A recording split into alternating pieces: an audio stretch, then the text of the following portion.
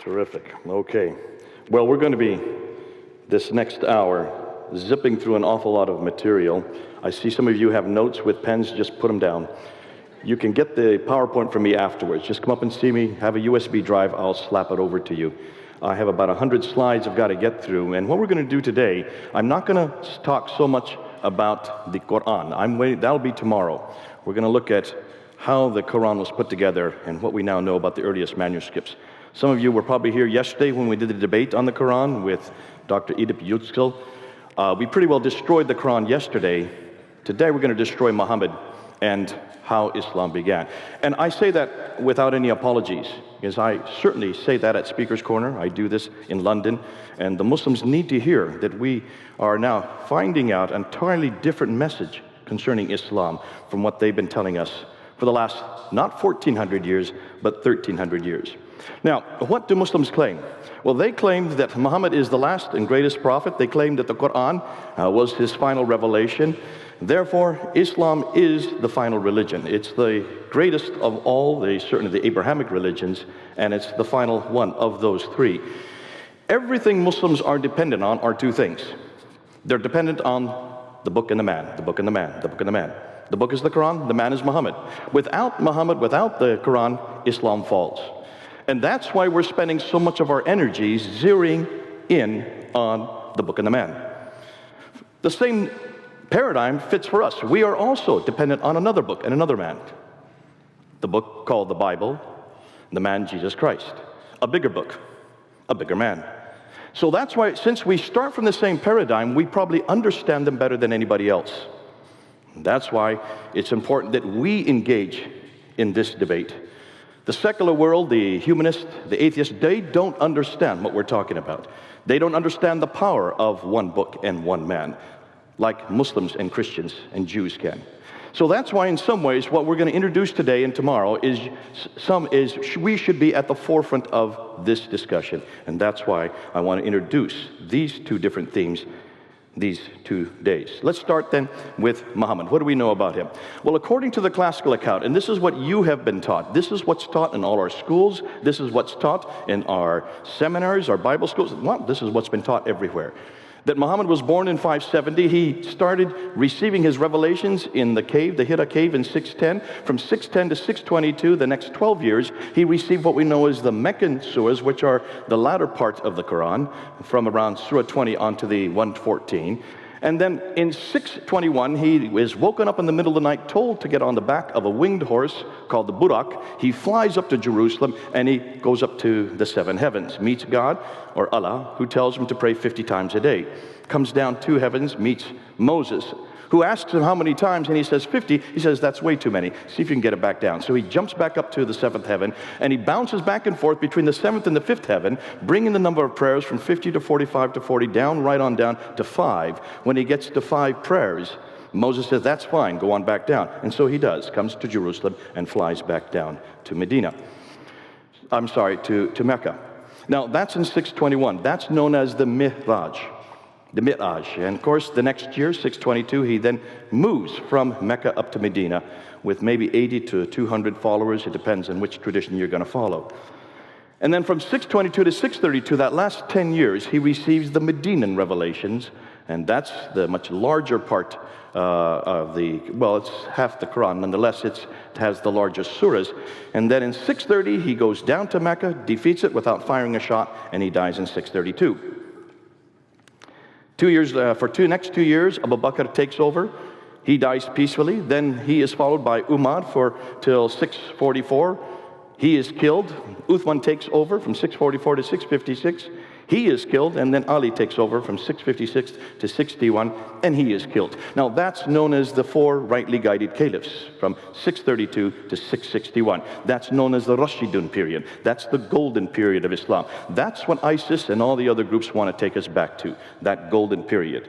Actually, it starts from 624 to 661, so roughly 40 years. That's the golden period. Now, have any of you heard any other story than what I've just said? No hands are raised.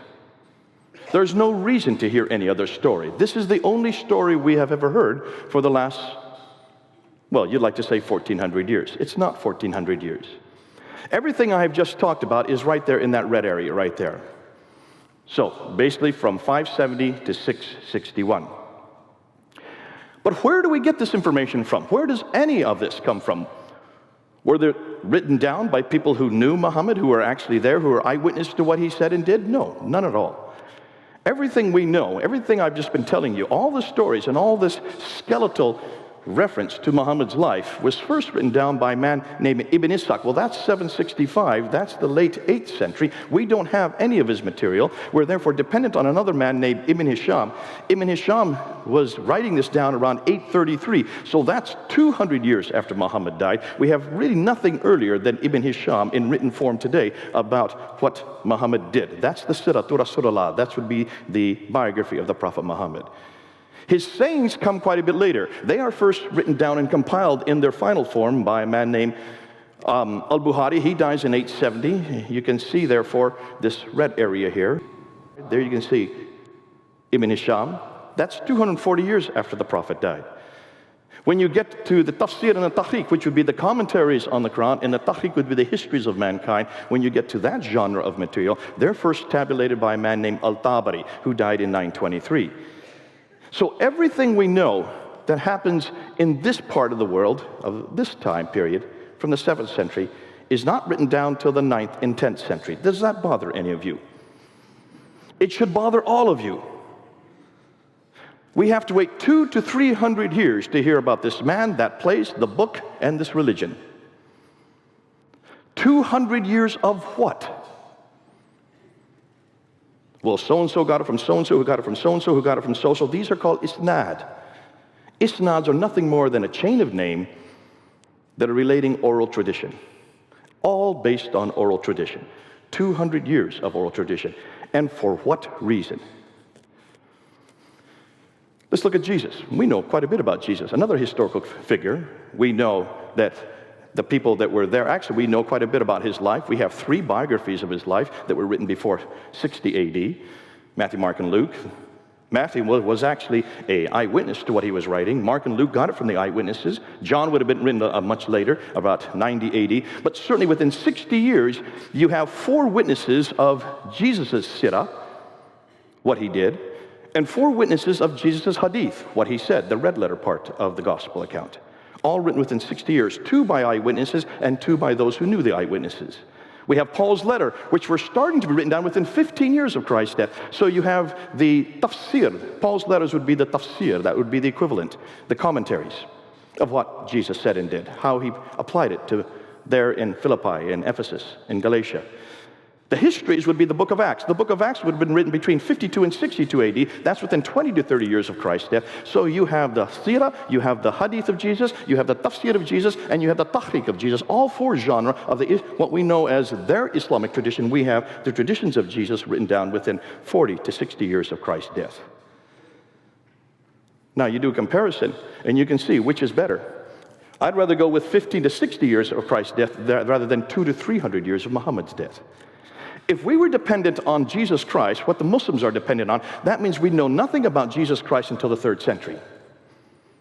And we could not prove his historicity. Can you see what Muslims are up against? And why is it we haven't asked this question before? So the 21st century historical scholars are now asking this question.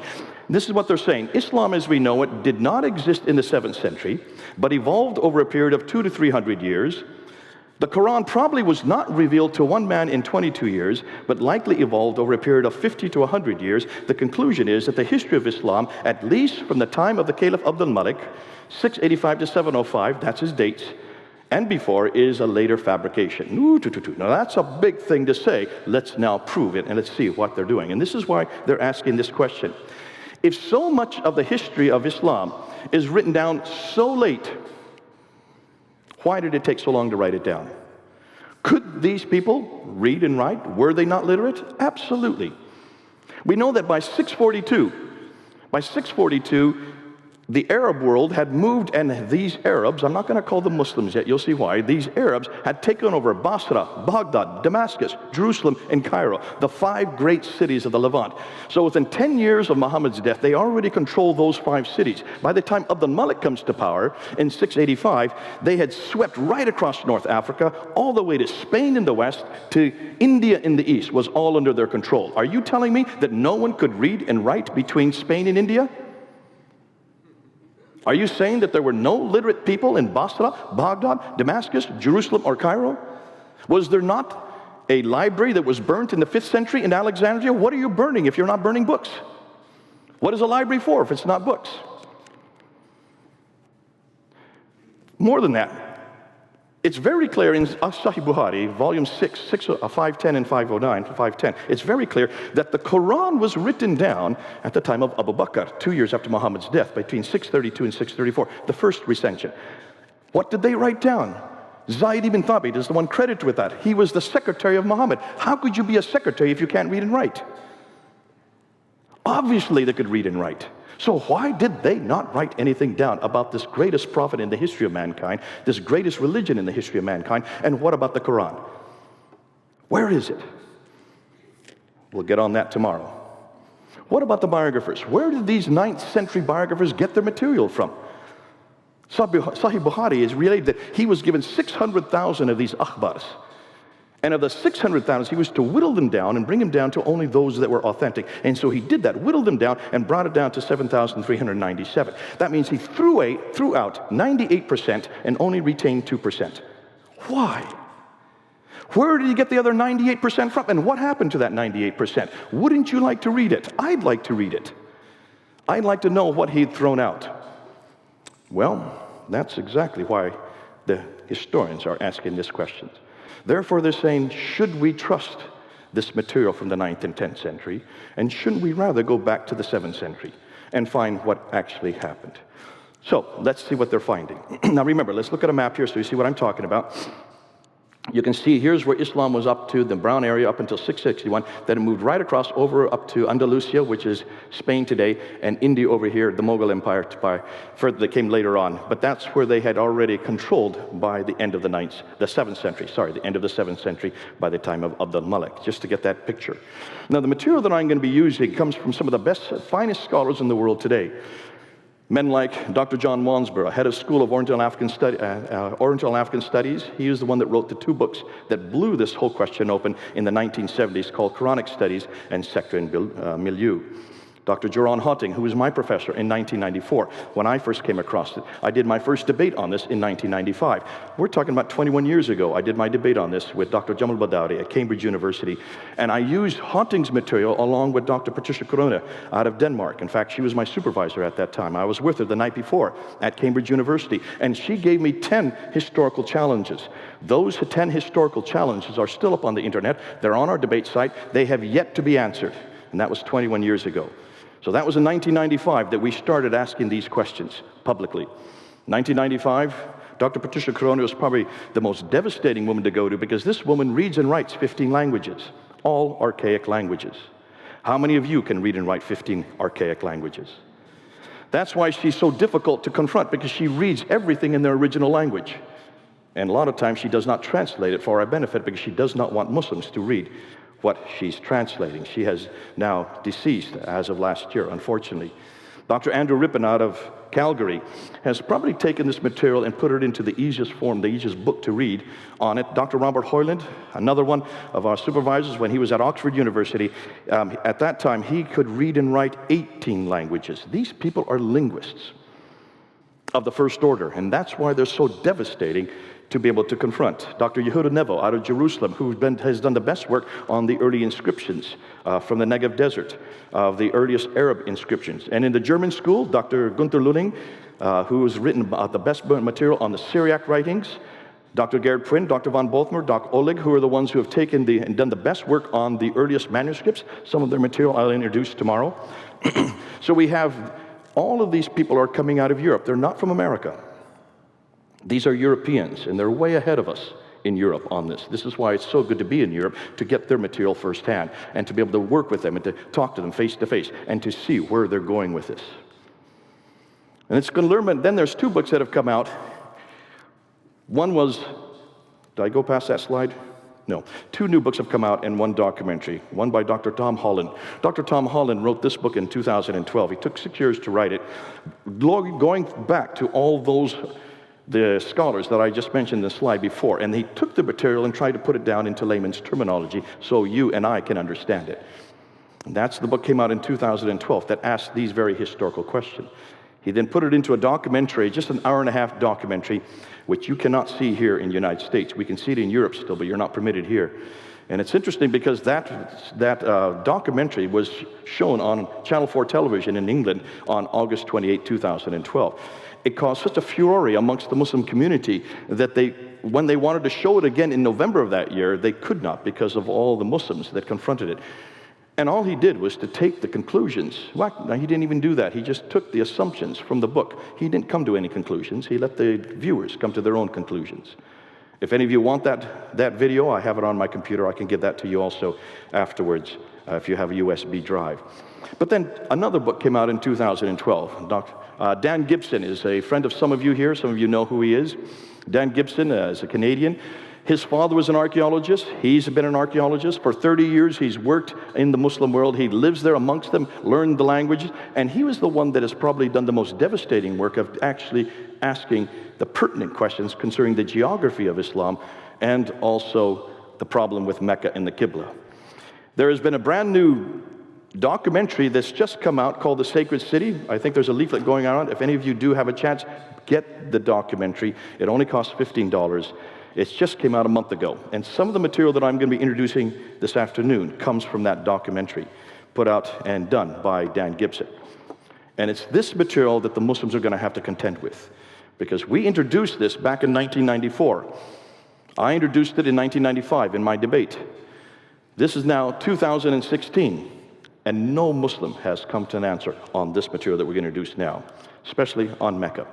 So let's look, and I'm going to give you their conclusion before then I prove how they came to these conclusions. This is what they're finding. The first Arab inscription referencing Muhammad is not introduced till 691. Did you hear that? We know nothing about this man, Muhammad, from within Arab sources.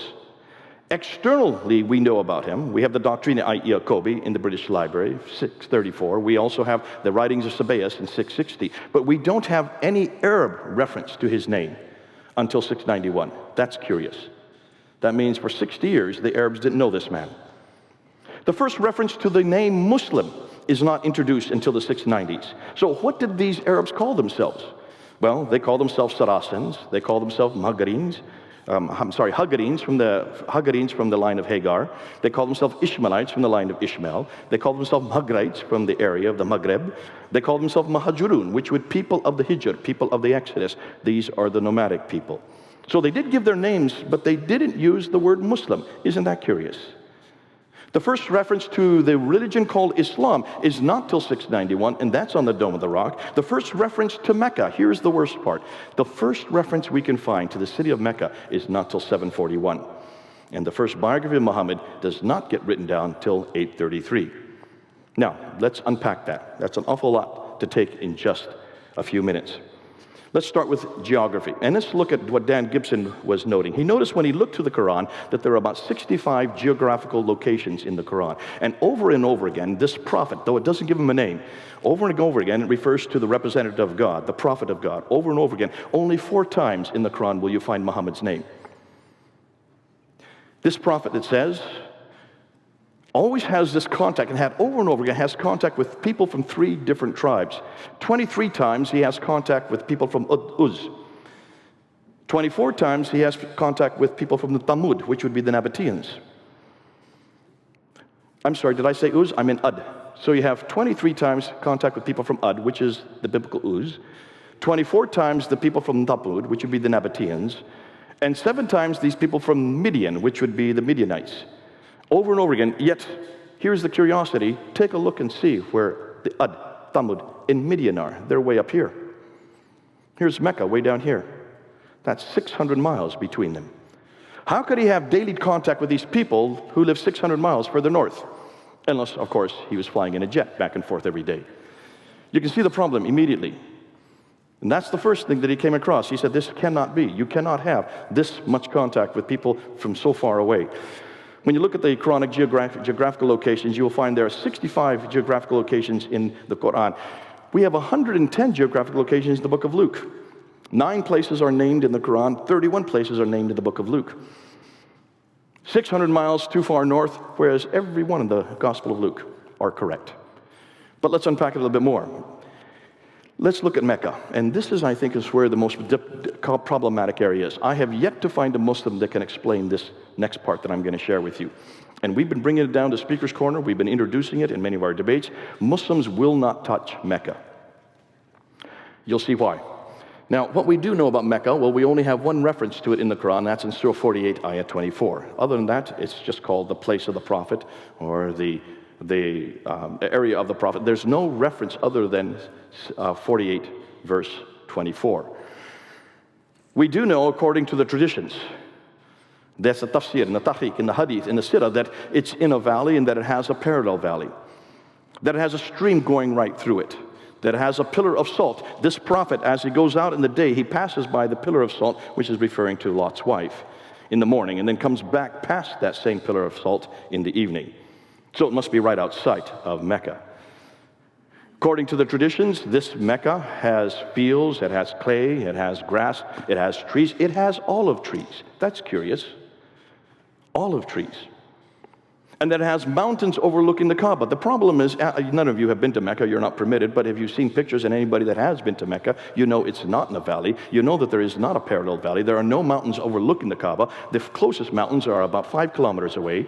There is no clay, grass, or loam. There has never been any clay, grass, or loam. And there certainly are no olive trees in Mecca, because there are no olive trees in all of Arabia. The only olive trees that grow up in the Mediterranean world, which is 600 miles further north. There you go again, 600 miles further north. It has no stream going through it. It has no water. It only has one well called the Zamzam well, and that's one of the reasons why Patricia Corona picked up and went on from there. But let's just deal with that later. We'll come back to that. Mecca, we do know, is at the center of Islam. It is absolutely important that Mecca should exist, because what we do know is that possibly it was the first place that Adam and Eve were sent to. Remember, Adam and Eve, according to Surah 7, were up in the Garden of Eden, which is up in space. It was not on earth. And in verse 24, when they were thrown out of the Garden of Eden, they were thrown down, according to the traditions, down to Mecca, which would make it the oldest inhabitant in the history of mankind. According to Surah 21, Abraham was in Mecca. He goes into the Kaaba and destroys the idol. So certainly in 1900 BC, I had no idea Abraham was in Mecca, but according to the Quran, he was. That would mean Mecca would be at least as old as 1900 BC.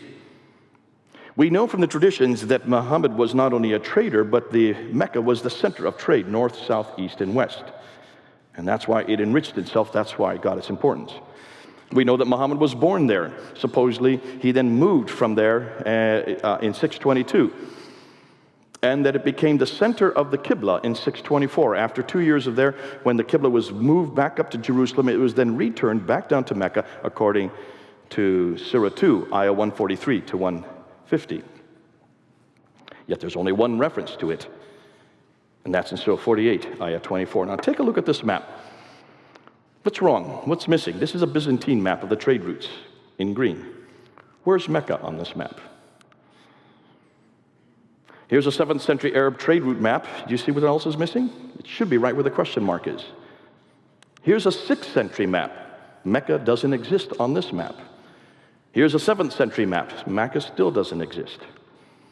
Looks like it's still missing on another 7th century map.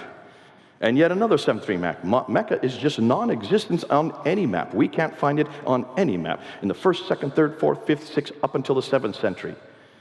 Dr. Patricia Corona was curious about this, and she looked at this map here, which is a facsimile of what it would have looked like in the 7th century. And she noticed the trade route. Now, since you're over here, I'm going to be pointing over here, but if you want to come over here and see, this is the Arabian Sea, and here's where all the spices were coming from the western coast of India, and also over here in China. And they used to come across the Arabian Sea up into the Persian Gulf to get over to the Mediterranean world. Now, Dr. Montgomery Watt is the one that came up with the trade route theory that supported the notion that during the 5th and 6th century, the Sassanids over here were warring with the Byzantines over here. The Byzantines and the Sassanids, Persians and Christians, warred for about 200 years, which shut down the Persian Gulf. So the trade had to be redirected down to here, across the Arabian Sea, over to Aden. And then when they went up 1,250 miles, right up the west coast of Arabia, up starting in Aden in the south, going to Najran, Sana, up to Taif, up down to Mecca, up to Yathrib, to Khaybar, Tabuk, Khaybar, and then up to Gaza in the north. That's the trade route theory. Have you all heard about this theory? It certainly helps out the Meccans enormously, because that supports the notion, therefore, that Mecca would have been on the trade route and would control the trade all the way from the south up into the north, from Aden up to Gaza. No one's really disputed that until Patricia Corona looked a little more carefully at the map.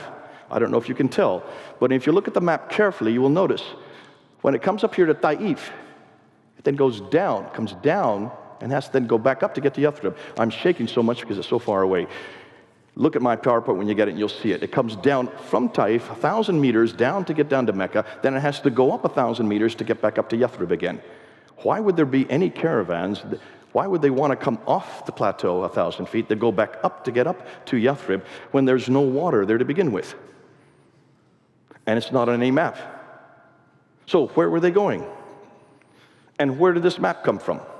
This map was not from the 7th century. This is from the 9th century and the 10th century, redacting it back to what they thought happened in the 7th century. So she decided to find out. Well, let's look and see if there was any trade through Mecca. Now, remember, this woman reads and writes 15 languages. So she went back and she went through all the trading documents, starting with the 2nd, 3rd, 4th, 5th, 6th, 7th. God bless her. She didn't bother to translate any of them for us. But what she did find is that there was no reference anywhere to a place called Mecca in any of the trading documents. In fact, the Arabs were not in charge of the trade. What she found was that the Africans here, the Andalusians, Andalus right there, was in all of the trading documents. And the reason is very clear. My 10-year-old son saw the reason. Let's see if you can find the reason. Anybody see what's wrong with the trade route theory? Take a hard look at the map and see what's wrong.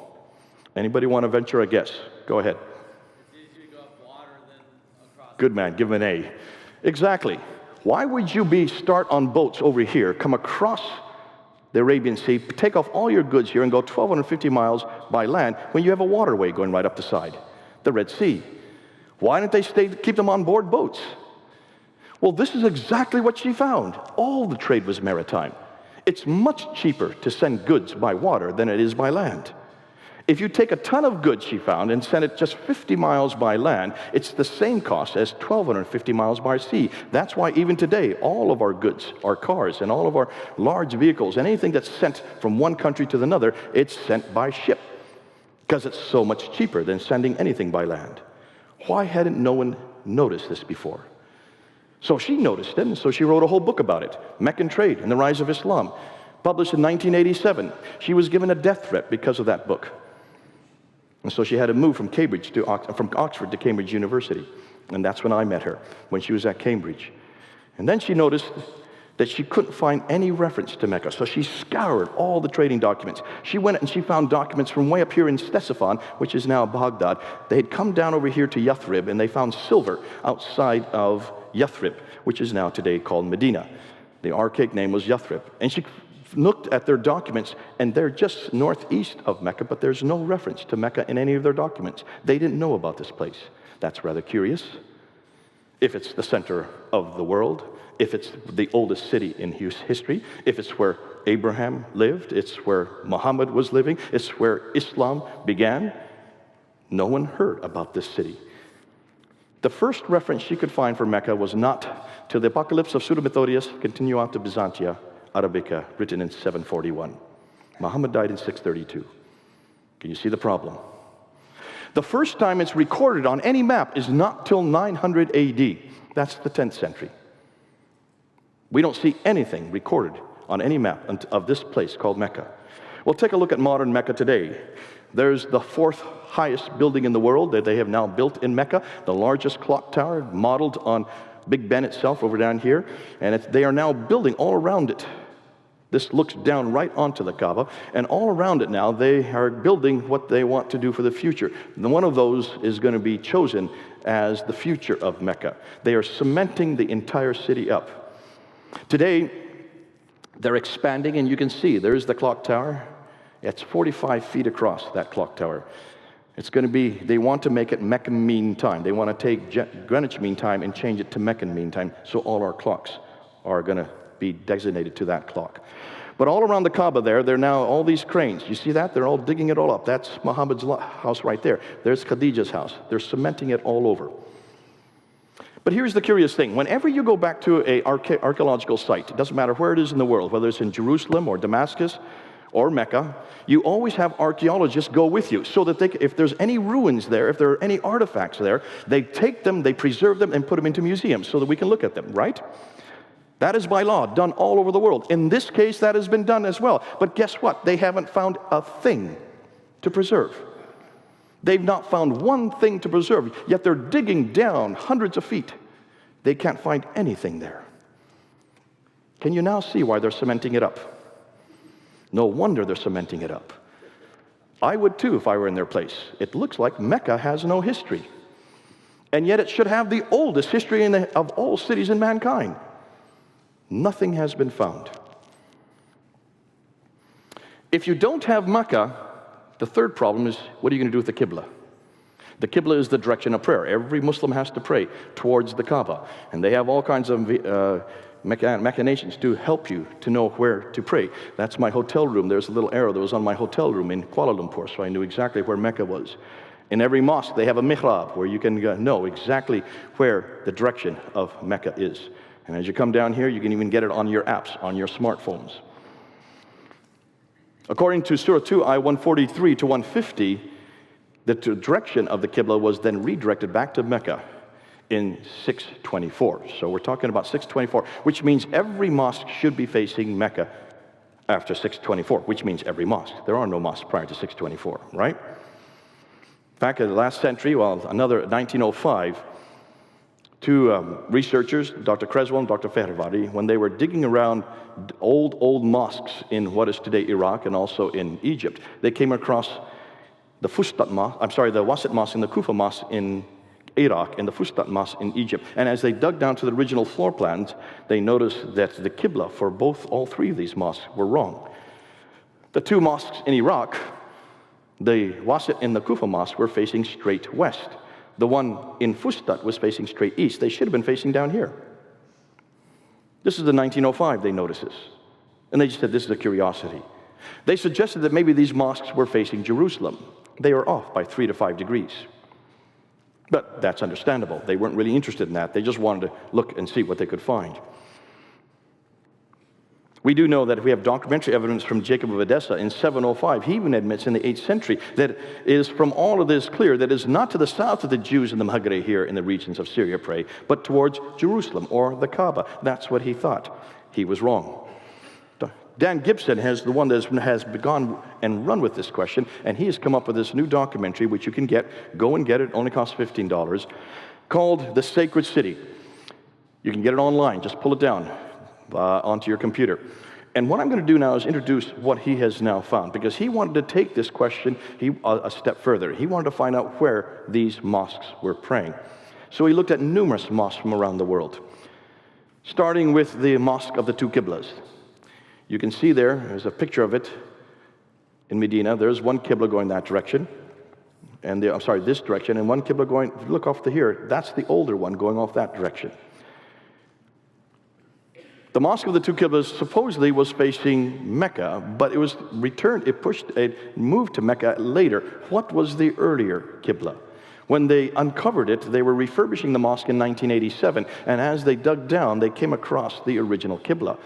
And look what they found. The original Qibla was not facing Mecca, it was facing the opposite direction towards Petra in Jordan.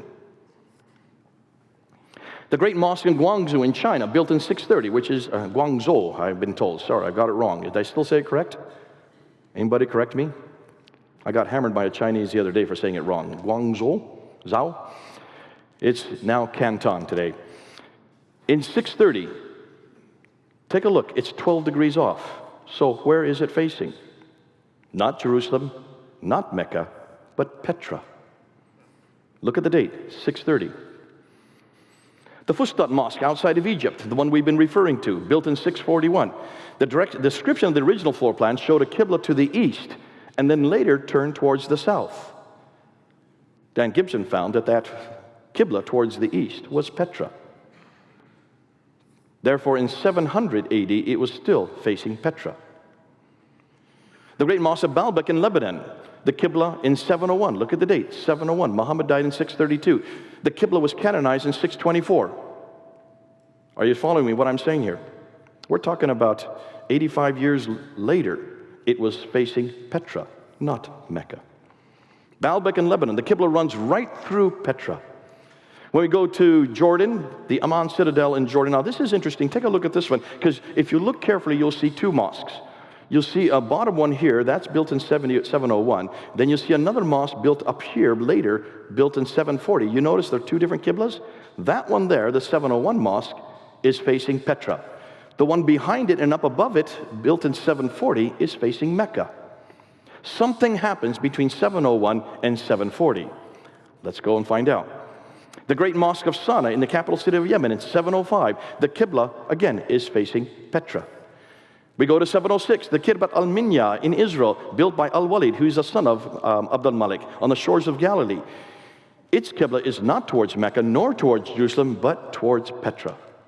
The Wasat Mosque that we talked about earlier from Iraq, built in 706. Archaeologists Krezel and Faravardi thought it pointed towards Jerusalem, but it doesn't. We now know that that mosque, the Qibla, is facing Petra. They were off by 3 degrees. The Al-Aqsa Mosque, now take a look at this one. This is the Al-Aqsa Mosque that's right there in front of the Dome of the Rock. It's built in 706, built on a citadel. But when you look at the entire citadel, both of the Al-Aqsa Mosque, which is here, and the Dome of the Rock, which is up there, when you look at the two of them, you will see that the entire citadel is facing one uniform direction. So both the Dome of the Rock, which is built in 691, and the Al-Aqsa Mosque, which is built in 706, both of them are, in fact, all of the citadel is facing Petra. And it's still facing Petra today. It hasn't changed. The Damascus Mosque in 709, the Qibla is facing Petra. Now we're up in Syria. Staying in Syria, the Mosque of Umar in 720, we're almost 100 years later, and the Qibla is facing Petra. The Kirbat al-Masjar Mosque in the West Bank, we're now in Palestine. 724, we're now almost 100 years later, and the Qibla is not towards Mecca nor Jerusalem, it's facing Petra. The Anjar Mosque in Lebanon, 724. This is a good one because this one was abandoned, so therefore it's preserved well. It's still pretty much the way when it was abandoned. And when you look at the Qibla there, you will find that the Qibla is facing directly towards Petra, there in Lebanon. Notice how up to 725, all of the Qiblas are facing Petra, and uniformly facing Petra. Muslims have tried to come back to me and say, well, they just didn't know their direction. They were not sure of the fact because it was all desert area. I said, these are people that did not have roads. They had camels. And when you're on camels in the middle of the desert, you better follow the stars. You better know your direction, otherwise you die. These people certainly knew their direction. What's more, why is it that uniformly every one of them is facing Petra? Uniformly, they're facing Petra. There you can see a backed up view as what we're talking about. Now, interestingly, when we get to 728, the Qiblas neither face Petra nor Mecca. That's a curiosity. And then finally, we get the first mosque that we have been able to find that's facing Mecca, and it's not till 731. And it's as far away as in Banbor in Pakistan. Pakistan, Zindahad. When you go back and you look there, you will see that it is Pakistan that finally gets it right. But the Mushta Mosque is an Umayyad mosque. That's interesting, because it was built in 743. Another 20 years later, and it's back to facing in Petra again. When you get to North Africa, there seems to be a real confusion. Here's the Ribat Fortress in Susa in Tunisia, built in 771. It's not facing either Petra or Mecca, it's facing straight south. The Cordoba Mosque in Spain, it's not facing Petra or Mecca, it's facing straight south. Again, much like the one in Kirawan that you have in Tunisia. Look at the date, 817. The Qiblas were canonized in 624. We're almost 200 years later, and it's still not facing Mecca. So, his conclusion, all the Qiblas were facing towards Petra until 725. There was a confusion for the next 100 years, and then the Qibla was not finalized towards Mecca until 822. That's 200 years too late. It takes them 200 years to finally canonize the Qibla towards Mecca. So, what's the significance of Petra? Well, take a look at that trade route map that I showed you earlier. What's at the center of all the trade? Petra is at the center of all the trade. What also is significance of Petra? It was the sanctuary of the Umayyads. The Umayyads used Petra as their sanctuary. Remember, they came into power in 661, and they were in power until 749. So, roughly 80 to 90 years they were in power. Those of you who have been to Petra, you will notice it is the center, is a city of tombs and temples. It is the center of the Nabatean kingdom. The Nabateans are the one that give us Arabic. Arabic comes from the Nabatean script. The Nabateans were there in Petra was as their sanctuary, and that was their sanctuary from the 2nd century BC. They were one of the great powers in the early years. And when you look at Petra, you will notice that it's in a valley, exactly like the Quran says. It has a parallel valley, just like the traditions say.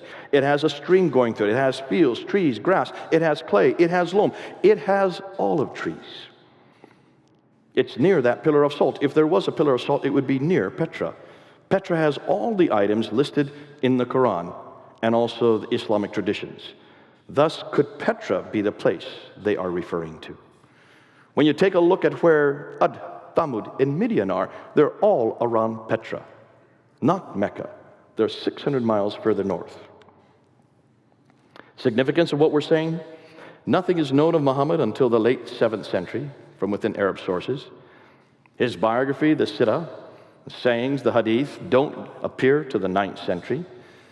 His city isn't referred to until the mid-8th century. Thus, much of what we know of Muhammad is written down hundreds of years later and hundreds of miles away. It looks like nothing more than a redaction by Abdul Malik. So, what are the conclusions by the historians? Islam and the Prophet's life as we know it was not derived from the 7th century, but evolved over a period of 200 to 300 years and then redacted back on the Prophet's life and compiled in the 9th century. Now, that's what they're saying. New books and documentaries are being published and question the classical account of Islam's beginning. And the questions are these: why are there no Muslim sources for 200 years? That's the billion-dollar question. Why do the claims they make not fit the historical record? Why are the geographical references so few and confusing? Why do they all seem to be much further north, 600 miles further north? Why are there so many references to vegetation which would not have existed in Mecca? Why is Mecca not even mentioned until 741, nor included on any map until 900? Why is Mecca not on the trade route? Why are all the Qiblas facing Petra for the first 100 years? Then there's a confusion for the next 100 years, and they're not standardized to Mecca until 822, 200 years too late. Therefore, much of what we know about early Islam is now in doubt. So, what really happened? Now, this is the scenario that we're looking at right now. This may change in 10 years. It may change even in 1 year. Because so much new material is being found that we're always having to upgrade it. This is what we think so far. To make sense of all what's going on, we need to begin with Abdullah ibn Zubayr. Abdullah ibn Zubayr was the one that rebelled against the Umayyads. He didn't see them as legitimate rulers. He was the governor of Petra himself. When he rebelled in 683, during the beginning of the Marwanid period of what we know as the Umayyad Caliphate. You have the Sufyanis from 661 up until 680, then Marwan the first takes over power, and then 683, Zubair rebels against him. He's there in Petra, and this is the beginning of what we know as the Second Civil War. Now, what's curious and what's interesting is the Umayyads are not down in Medina, they're not down in Mecca, they're not in Jerusalem, they're not in Petra, they're way up in Damascus. What are they doing way up in Damascus? Why has no one questioned this? That's even another 450, 500 miles even further north. So if this is the center of Islam, why is it so far away? In fact, you're talking about almost 1,000 miles away from Mecca. It's obvious that people haven't asked these questions because these are damaging questions. And that's why we're asking them now. And you can then understand why Zubair, when he then rebels against the Umayyads, he's got to leave Petra. So what does he do? He destroys the Kaaba, and then he takes the black stone, which is in Petra. There is documentation that it's been there for many years. Wherever the black stone is where God's presence is. He takes the black stone, leaves Petra in 683, and flees down to the south. Where did he flee to? Looks like he fled to Mecca. The Abbasids, meanwhile, who are headquartered up in Kufa and in Baghdad, further to the east, they do not like the Umayyads. They have always had a problem with the Umayyads. They then come alongside Zubair. Zubair is then killed by the Umayyads, and so therefore, you have two different groups who now have two different Qiblas. One towards Mecca and the other towards Petra. Now, let's now go back to Abd al-Malik, because this is where it all comes and it gets fleshed out. Abd al-Malik is the Umayyad Caliph. He's already having problems with Zubair. He's killed Zubair, in fact. He's got to establish his ascendancy. So what does he do? In 691, he plants a huge building right in the middle of Jerusalem called the Dome of the Rock. You've seen it, those who've been to Jerusalem. It stands out. It's a beautiful building. You can see it from all over Jerusalem, with that beautiful golden dome. That's built in 691. He needs to create an identity. He needs to create his own Arab identity. Now remember, when the Arabs who then took over the Sassanid world and also the Byzantine world, which they had done by 642. They had run over Basra, Baghdad, Damascus, Jerusalem, and Cairo. They took over these 5 great cities of Levant. They were all nomadic. They were not urban people. That's why they did not live in those cities. They lived outside the cities in garrison towns. But someone had to run the cities. Well, who are they going to let run the cities? They're going to let their cousins from the Abrahamic race, the Jews and the Christians, who were well educated. They were already living in the cities. So they let them run the cities. They became what they call mawalas or mawalis. As long as they ran the cities, the Arabs then benefited from all the produce. They didn't have to run it themselves, and they could continue to conquer. And that's why they then moved right across North Africa, all the way to Spain, and moved the other direction to India. They were busy conquering, and they kept the Jews, primarily the Jews and the Christians, to run what they conquered. But the problem is this. The Jews and the Christian had a prophetic line. The Arabs don't have a prophetic line. The Jews and the Christians were the ones from which all the prophets came to. Therefore, they had a strong identity. Where was there an Arab prophet? So by the time, 40 years later, by the time Abd al-Malik comes to power, he is known as the great Arab reformer. We've known this about him. Everybody knows him as the great Arab reformer. He is the one that introduces Arabic as the international script. Now, up until that time, all the caliphs had used coins. They had coins that were like the dinar that you see here. Take a look at the dinar. That's the Byzantine dinar at the top. And when you notice, you'll see the emperor with 2 retainers on either side. On the back side of the dinar is the Byzantine cross. The Sufyanis, or the Umayyads, take the same coin because they still want to use the same type of coinage. And instead of using the emperor, they put themselves, the caliph, with 2 retainers. On the back side is the Byzantine cross with the crosspiece taken off. These are all from the British Museum. So they retain images of themselves. Since when is Islam allowed to have any images? That's anathema, is it not? When Abd al-Malik comes to power, he has a coin like this. That's a coin of himself with a large sword, and there's the Byzantine cross, or half the Byzantine cross. He then throws that out, and in 691 introduces these coins. He takes off the images and introduces script. And what do you think's on that script? The Shahada. This is the first time we see the Shahada. This is the first time anywhere that the Shahada is introduced, in 691. Are you getting me? Are you following me? That's not all he does. He then builds the greatest structure of its day, the Dome of the Rock, built there in Jerusalem. But take a look at where it's built.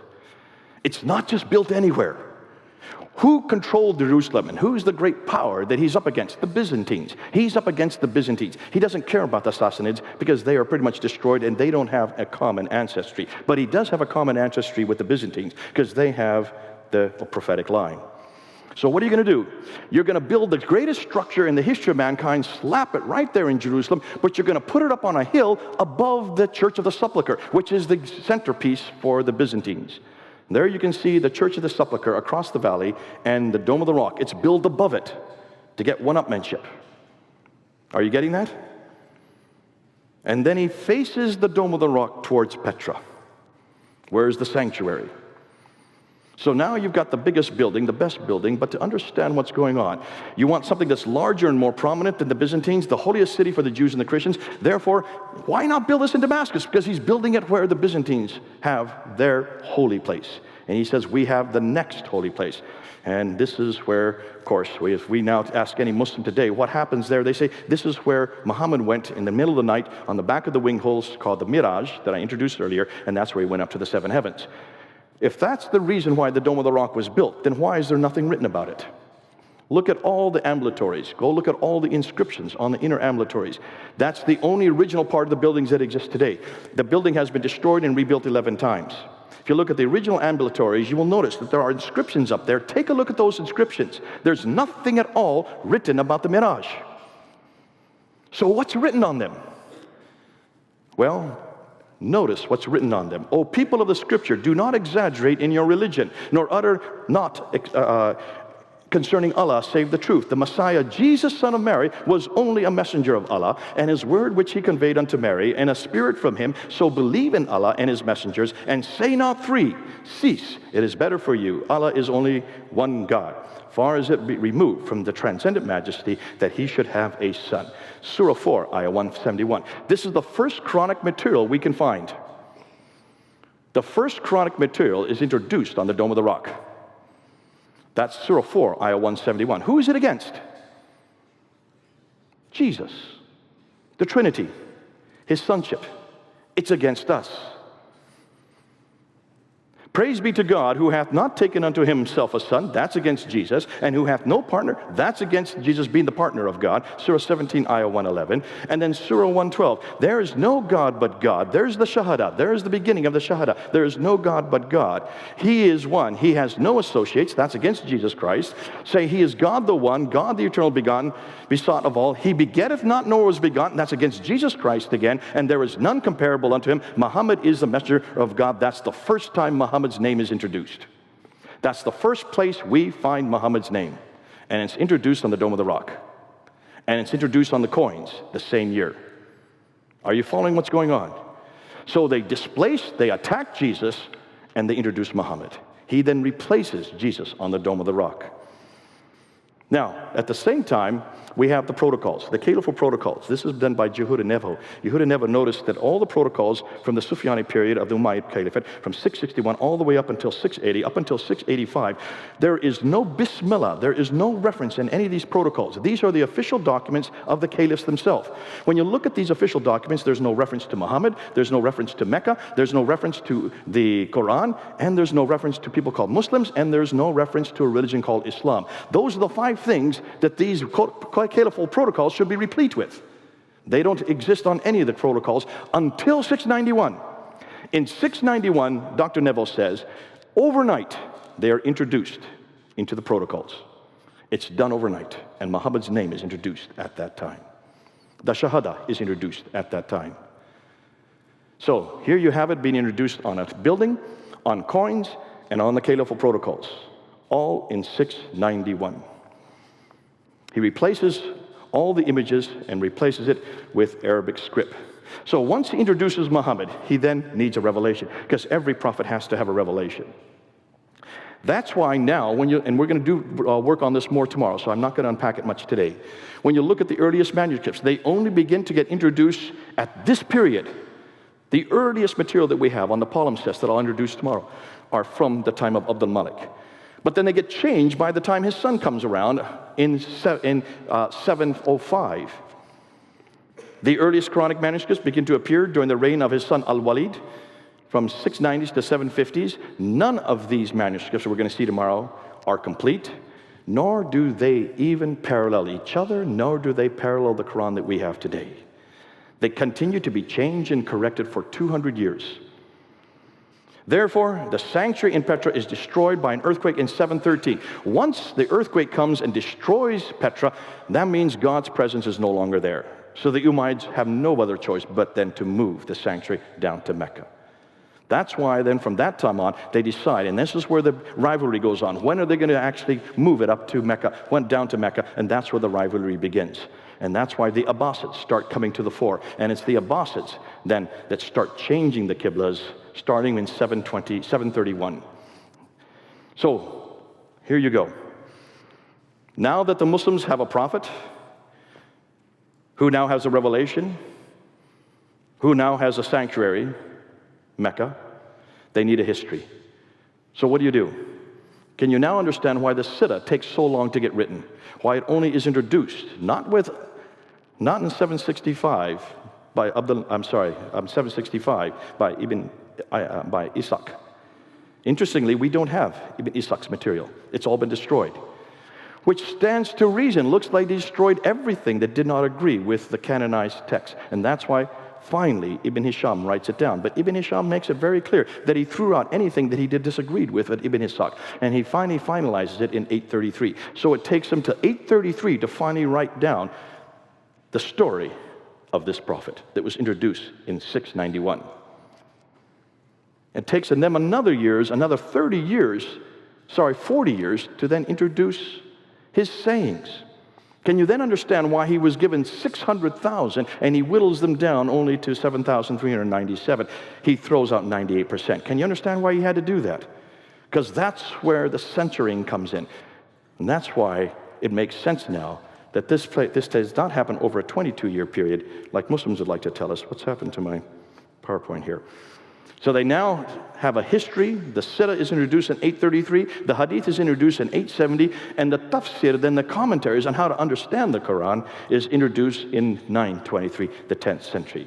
By the 9th century, they now have a book, the man, the place, and the story. And a new religion is formed and growing, yet not within a mere 22 years, but evolving over 200 to 300 years. How am I doing on time? I'm just concluding here. New books are being published which question the classical account of Islam's beginning.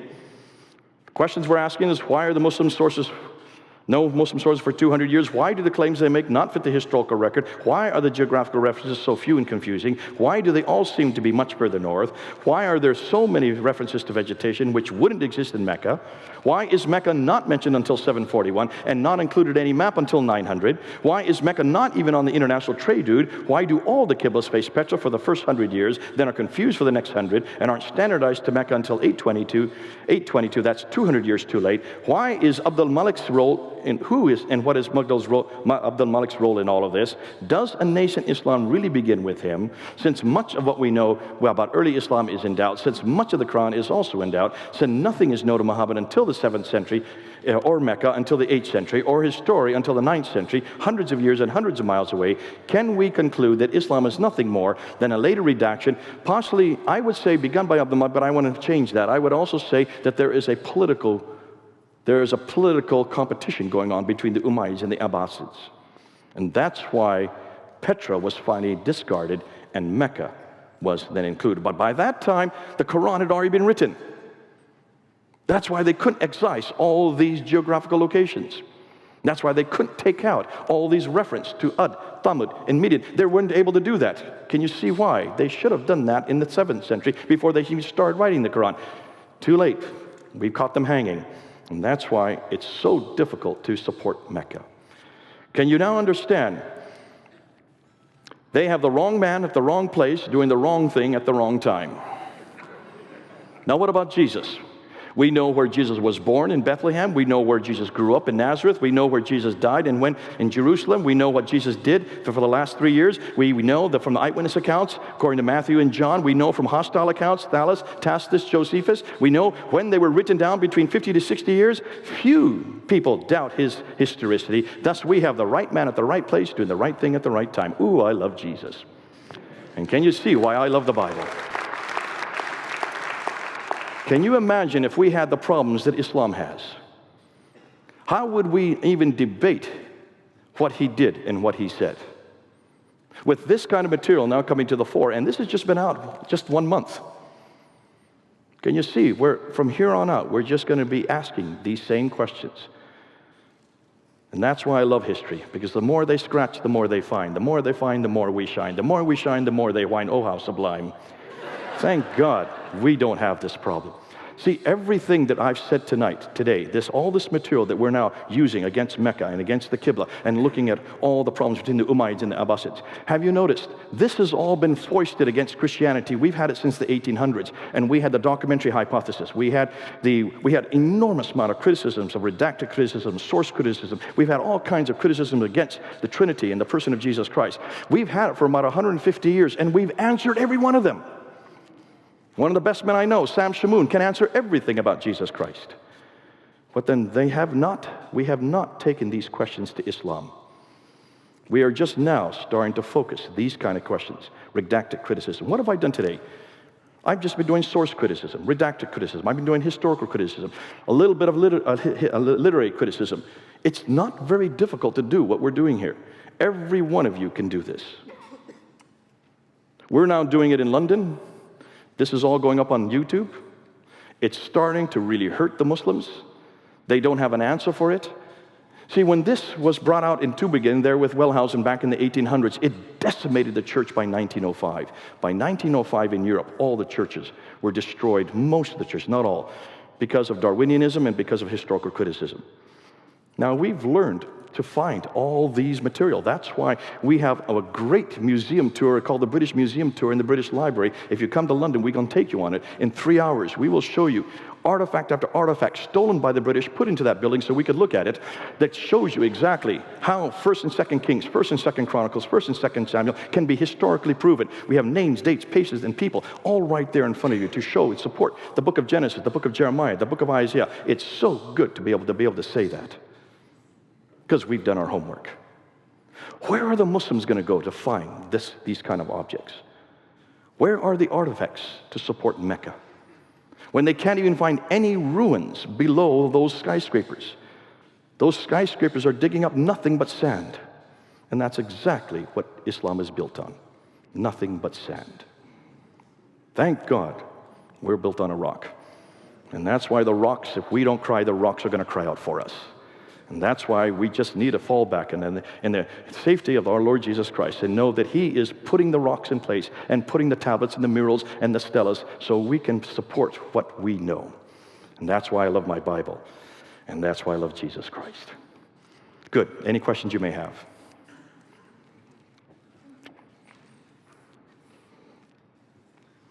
Yeah. Is this being recorded, by the way? Is this being recorded? It's being filmed? Do you want me? Okay, he will use the microphone. Thank you for the information. It was great, and appreciate you sharing that with us, and look forward to being able to use that. I did one question, though, was you mentioned the mosques that were built in 632 and various stages. What's the history behind those? What were they being built for? If Muhammad and the Quran hadn't come into place yet, the sort of the history behind all that, why were these mosques popping up? Okay, good question. The question is, what are you going to do with Guangzhou, a mosque in 630? What are you going to do with the Medina, the two Qibla mosque, which is 624? What are you going to do with these mosques so early? Is what you're getting at. Remember, what was Petra before the Muslims took over it? It was the Nabatean sanctuary. So these would all be Nabatean temples that had been taken over by the Muslims, who then made them into their own mosques.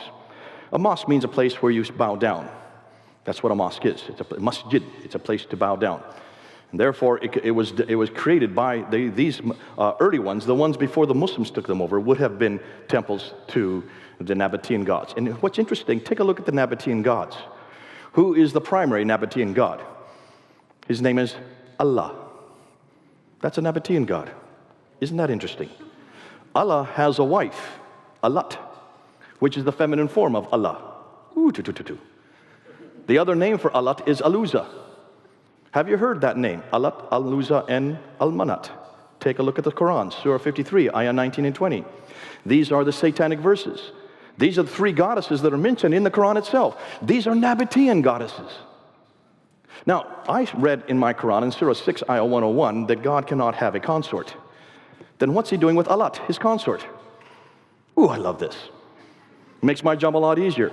which means this Allah, this supposed Nabatean God from which all these people are praying to, is a borrowed God, but they got the wrong God. They should have never used Allah, because Allah is not only a pagan God, he is a polytheistic God. He has a wife named Allat and Al-Uzza, which proves to me he cannot be the God we're looking for.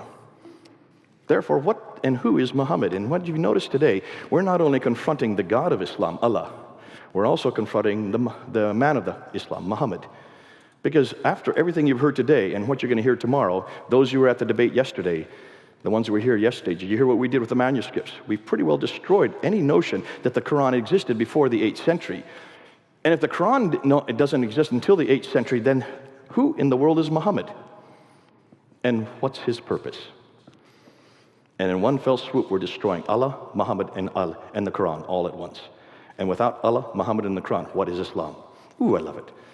And that's why these are good questions, but remember, it all fits to the historical record. And that's why the documentary evidence fits the archaeological evidence. Tomorrow we're going to see it also fits the manuscript evidence. It's all fitting to one piece. And that's why I would say these mosques were temples, which then became mosques, but they're all facing Petra, the Nabatean kingdom, where Allah comes from. Didn't they find some Qurans that were actually too early? Okay, the question is, did they find some Qurans that were actually too early? And this is called and we can talk more about it tomorrow, but this is what the folios, the Birmingham folios. The date on those folios, there's just 2 pages. They actually come from the Petropolitanus manuscript, which is in Paris, in the Bibliothèque Nationale in Paris. Those 2 folios were dated from 568 to 645. So it's a 77-year period because it's carbon dating, which is very inexact. If it's 568 to 645, you've got a real problem. Because when this was ballyhooed last July all over the internet, they didn't stop to think what they were saying. And many Muslims did not say anything. Did you notice? A lot of Muslims were quiet.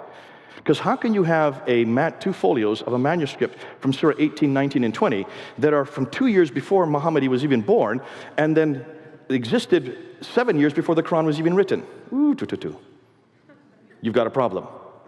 But that's not the only carbon datings that they've done. They're now dating also the Sana manuscript. And the dates they're getting that are 443 to 543. That's the 5th and 6th century. That's long before Muhammad was born, long before Islam began, and certainly long before the Quran was written. Ooh, I love this. So it looks like these are pre-Islamic, pre-Quranic texts. They are Quranic in that they are very similar to what we have in the Quran. But look at the stories that they include. Surah 18, 19, and 20 include the story of Dhul Qarnayn, who is Alexander the Great. They include also the 7 sleepers, and they also include the story of Moses, which does come from the Bible, but not the same stories we have in the Bible. These are apocryphal writings. These are sectarian writings. These we know well of because the Quran is full of them. And it's these writings that you find in these folios. Now, let me just say, however, be careful of carbon dating. I have a feeling that most of these dates are wrong because they're all over the place. The fact that they're so early and that they are not consistent. I would suggest that as more time is being put into them, they're probably going to find that these carbon datings are not correct. Therefore, I would go with the paleographical and the codicological discoveries. Those are much more exact. We'll talk more about those tomorrow because the paleographical studies that are being done on the Quran are much more exact. And that's why we're going to go with those dates. Nonetheless, either way, Muslims have it wrong because this means the Quran existed long before Muhammad. Muhammad had nothing to do with it. And the paleographical studies say the Quran existed long after Muhammad. Muhammad had nothing to do with it. So either way, Muhammad had nothing to do with it. We got him coming and going. Any other questions? Last question? Yeah, we do need to get to the next person. Those who have questions, just see me. If you want this PowerPoint, come get it from me and talk to me later and we'll give it to you.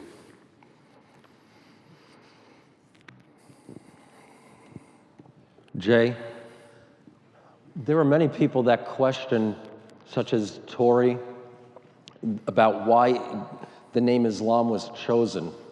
And in Arab poetry, as well as the earliest copies of translations of the gospel, the word Islam and the verb are used to mean to betray, to deliver over, to hand over. And the verb form itself is used repeatedly for what Judas Iscariot did to Jesus. And the stuff that you presented about the Dome on the Rock fits in very well with this idea that the word Islam means betrayal as opposed to submission. Good man. Wow, I've not heard that before. Who are you? Yes, Adam, that's a very good, did you all catch that? So it is betrayal, the root, every Arabic word has three-letter root, the consonantal root. And so you're saying that is betrayal. It's not submission or subservience. It is betrayal, which is what we seem to be finding with the Dome of the Rock. We'll go with that. We'll see how much we can come with it, and we'll ask certainly the other scholars and see if that works. Thanks a lot, Adam, for that. God bless you, people. If you want to see me more, come and see me, and we'll give you the PowerPoint so you can have it.